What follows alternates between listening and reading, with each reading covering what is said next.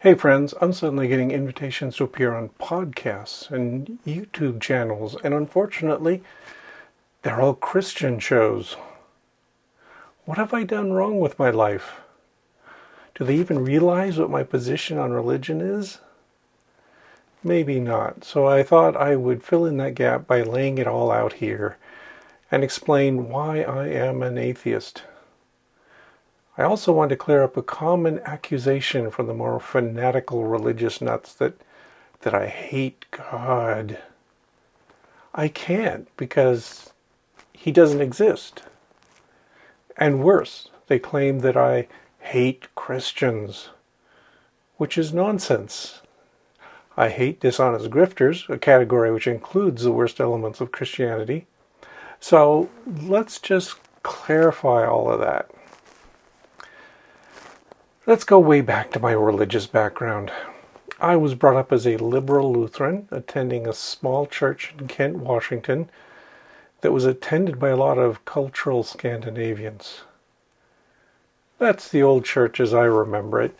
It was torn down in the 1970s and replaced with a more modern brick and glass building, unfortunately. I went to church fairly regularly. I also attended Sunday school and their version of Vacation Bible School. It wasn't called that. I don't remember what it was called. I was in the church choir. I started confirmation classes when I was 13, although I never finished. I served as an acolyte, which basically meant I wore fancy robes and marched down the aisle to light the candles, stood to the side as the pastor preached, and at the end, put out the candles and marched back down the aisle. My mother has some photos of me in the garb. No, you cannot see them. Sometimes I was unenthusiastic about the responsibility and intrusion on my time. I was a kid, after all, but in general, I didn't mind it. I even enjoyed it. One major reason I continued in the church as long as I did was because I liked the people and the social side of the church. In particular, I was fond of my Sunday school choir and confirmation teacher, Mrs. Whalen. I saw her a lot because she had a son, Fred, who was my age, and I think Mrs. Whalen organized her schedule to always work with Fred, and so we were all marching through the church curriculum in lockstep. I didn't mind. Mrs. Whalen was one of those church ladies who are the backbone of a successful church. She was an organizer and volunteer for all kinds of activities. She always seemed to be there, always enthusiastic, always cheerful. I never heard an unkind word from her. I particularly remember how in choir, even though I was never much of a singer, she was always offering support and helpful advice. Not criticism, just encouragement. Perhaps my only regret about leaving the church was that I lost the opportunity to sing. And while I did not aspire to being much good at it, I might at least have become confident in an amateur sort of way, and also more comfortable with public performance. Also, I would rather not have disappointed Mrs. Whalen. I had to leave, though, but to be clear and counter a common Christian claim, it wasn't because I was hurt in some way or because I was angry at the church or God. I've written before about the key event that made me doubt what little faith I had, and it was entirely because I was a nerdy science kid. It was Christmas Eve, 1968, and I and my whole family were at my maternal grandparents' place where we'd have the traditional Christmas feast of lefse, best part of the meal, and lutefisk, the worst, and turkey or ham and mashed potatoes and sweet potatoes and corn and kroomkake and divinity for dessert. Then we'd wind up the evening by having me put on a show, unfortunately. As the oldest grandkid, they'd sit me on a chair in the living room, hand me a Bible, and make me read Luke 2. You know the bit. It was the stuff recited by Linus in A Charlie Brown Christmas. I'd been doing that routine for years. I wasn't very comfortable with it because it made me feel like a performing seal, and it really was entirely performative. My parents weren't at all religious. My grandparents only nominally so. I rarely saw them at church. It just made them happy that we kids were going. And I think it might have been more for my great-grandparents, who were religious enough that they had a house full of crosses and Bible verses and needlepoint and a big plaque with the Lord's Prayer in Norwegian. I dutifully did my part. Did so for many years, since I learned to read, and for a few years after. It was an entirely symbolic act for a holiday otherwise empty of religiosity. You may remember, though, that Christmas Eve 1968 was also the time when Apollo 8 orbited the moon, and that was more in my mind than the Bible, that's for sure. I did my clever hands trick of reading Luke as if I meant it, and then eagerly sat down in front of my grandparents' TV for the real highlight of the evening, a special broadcast from the Apollo capsule from the moon. Wow! Unfortunately, this was the broadcast. We are now approaching lunar sunrise, and for all the people back on Earth, the crew of Apollo 8 has a message that we would like to send to you.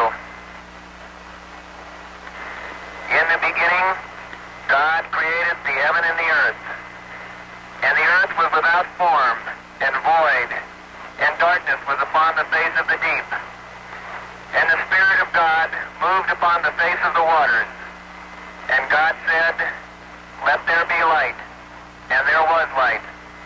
And God saw the light, that it was good, and divided the light from the darkness. I sat through it with my jaw hanging open. I wasn't transported by the fervor of the faith or an awe at the beauty of the words. I was disgusted. I'd memorized many Bible verses, but this was perhaps the first time that I thought about the content. And it was wrong. That isn't how the world was created. That had nothing to do with the signs of the moon. The astronauts weren't even particularly good spoken word performers.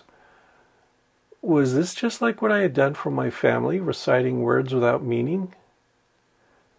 It was incredibly disappointing.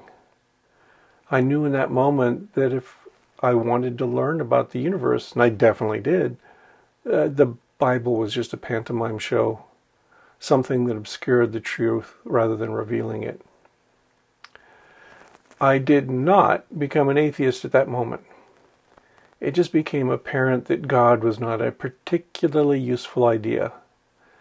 The exit door had opened a crack, and I'd eventually step through and leave foolish, childish religion behind me. Although the final stroke wouldn't be delivered until I was in college. It wasn't college that killed faith for me, though there was one more event that I haven't talked about before because it involves several other people. In particular, it involved Mrs. Whalen.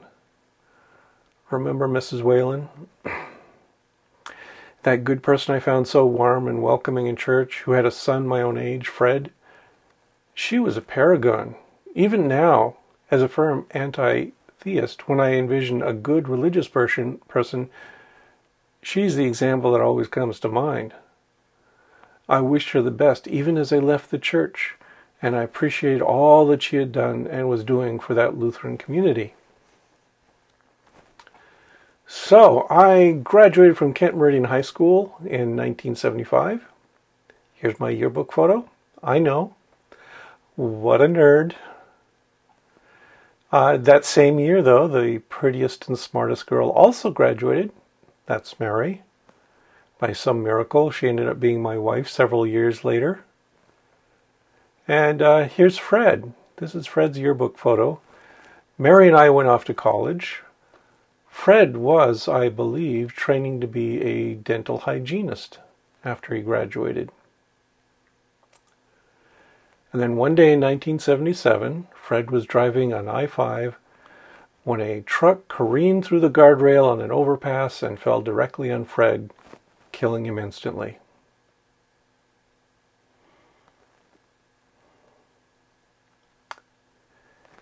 If there were a God, he's a cruel and capricious God. I'd known Fred since our ages were in the single digits, and he was always a good kid. He took after his mother in that way. I hadn't been in close contact with him since I left the church, but as an acquaintance, I knew him to be a friendly and gentle soul. I attended his funeral and saw Mrs. Whalen for the first time in a few years. This was also the last time I saw her. She looked like a woman who hadn't stopped crying for a week. She was wan and broken-hearted, and she still greeted me warmly. She was happy to see me, at least as happy as someone in her state could be. She even remembered me. I was surprised. But I was done with the idea of God. That was my atheist confirmation. I did not rage against God at that funeral, though. I could tell that the only things holding Mrs. Whalen together were her family and the church. I could see that there was a virtue to that community, even if I could no longer be part of it. I also have to point out that if somehow her faith were broken, what could she do next? Godlessness did not and still does not provide that supportive community that would have helped her cope. So here I am, no gods, but still able to appreciate the value some people get from their faith and their church. I just wish there weren't so many churches that are built on greed and corruption, that betray and exploit their congregations, that lie to them about reality. So thank you, Mrs. Whalen. You could not ever persuade me of the truth of your religion, but you did leave me with the charity you exemplified so well. To all the grifters and frauds, the quacks, the liars for Jesus, the exploiters, the megachurch capitalists, all the right-wing suck-ups, the creationists, you can go fuck yourselves. Okay, well, that was a little bit cathartic. With that off my chest, now I have to get cracking on more genetics. I've been unusually busy with that course, trying to make some major revisions to how I've taught it, completely changing all the homework and tests, working hard to get my presentations to reflect what I've learned over the years. It makes the topic difficult for students. This coming week is going to be a particularly busy lab week because I have to get the students' experiments all tidied up in preparation for spring break, which starts on the 14th of March. It turns out you can't tell the students that they can't go away. They have to finish up their analysis of this cross. Well, you can, but they just laugh and say, bye. Yeah. Okay, but you can say hello to all my lovely patrons scrolling by, or you can get your name up there too, just by signing up at patreon.com/PZMyers. That will cost you $1 a month or more if you feel generous. And there's even an option you can select where I won't stick spider photos in your face. If you don't feel like that level of commitment, that's fine. I would appreciate it if you could at least subscribe to my channel. That's free. I'm an irregular, sporadic YouTuber, so I won't bother you too much. You can also click on the like button for this video. I do notice which videos get the most attention, and we'll be trying to satisfy my clickiest audience members. Right now it looks like most of you want me to poke creationists more often. And I'll try, but sometimes I just have to make a video about what I want to say.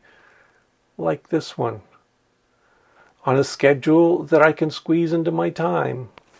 Also like this one. Until my next whim puts me on the screen, I will talk to you all later.